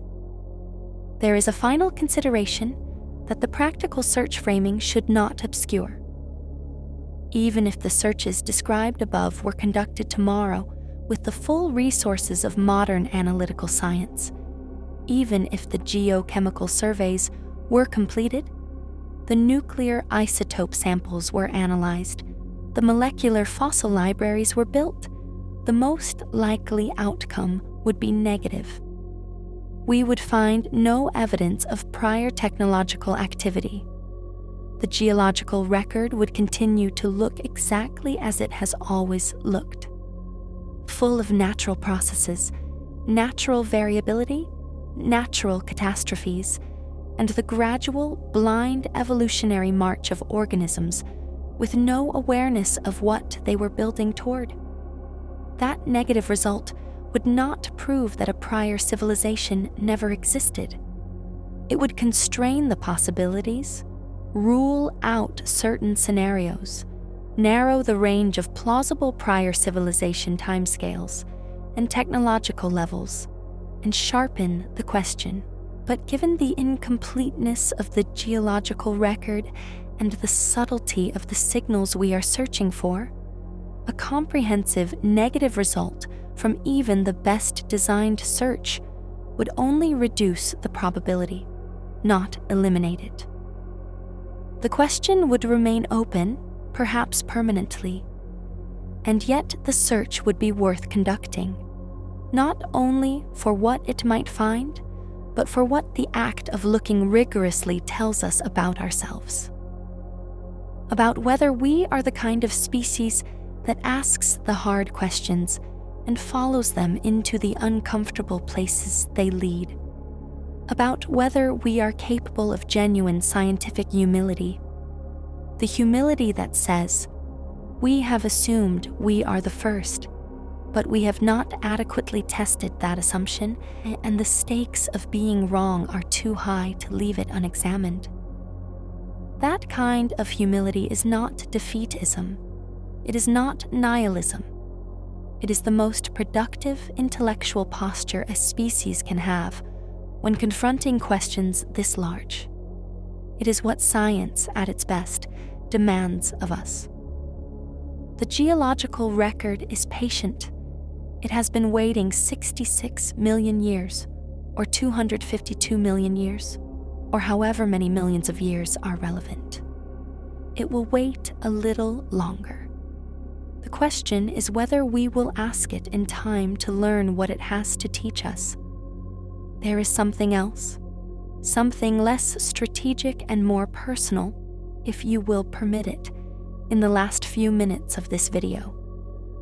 If we are not the first, then somewhere in the deep past of this planet, in the Cretaceous, or the Jurassic, or the Paleozoic, in seas that no longer exist, and under skies no longer of the same composition, something looked up. Something turned its attention from the immediate press of survival to the larger question. Something wondered about where it was, about where the lights in the sky came from, about why it was conscious and what that meant, and whether it was alone. And then it was gone. Whatever wonder it possessed, whatever knowledge it had accumulated, whatever questions it had begun to ask, erased. Not completely, perhaps. Maybe a thin chemical film in a rock layer somewhere, a whisper of elevated metals, or a slightly anomalous isotope ratio in an ancient seam of sediment, but functionally gone. The questions died with the questioner. This is, if you let it be, a profound thing to consider. The universe produced on this one small planet at least one and perhaps multiple moments of consciousness. Moments in which the universe looked at itself through the medium of a mind and found it strange and beautiful and worth examining. And those moments were extinguished, not because consciousness was not valuable, not because the questions were not worth asking, but because the universe is indifferent and occasionally catastrophic, and biology is fragile. We are, right now, one of those moments, possibly the latest in a series, possibly the only current one. We do not know. We know only that we are here, for now, in possession of the capacity to ask the questions that our predecessors, if they existed, may have asked before us, and that were answered, in their case, by silence. The silence we inherited may not be the silence of an empty planet. It may be the silence of a full one, full of the compressed, eroded, chemically ambiguous remains of minds that came before us and could not tell us they were there. The geological record is long and the signals are faint, and the analysis has barely begun. But the question, asked seriously and pursued rigorously and treated with the respect that its implications demand, is one of the most important questions we can ask. We have walked this planet for a few 100,000 years. The planet has been walking for billions, and most of the footprints have been erased. But most is not all.